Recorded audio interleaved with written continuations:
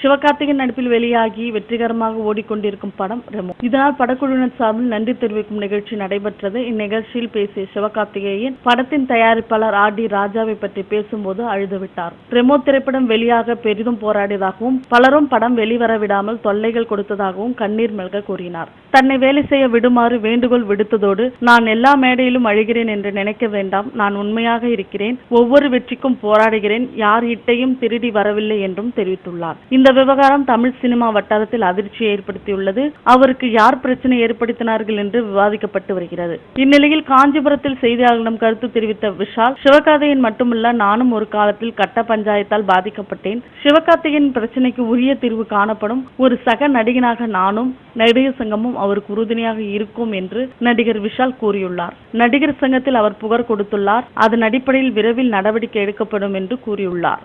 மேலும் சினிமா தகவல்களுக்கு கீழே உள்ள சப்ஸ்கிரைப் பட்டனை அழுத்தவும்.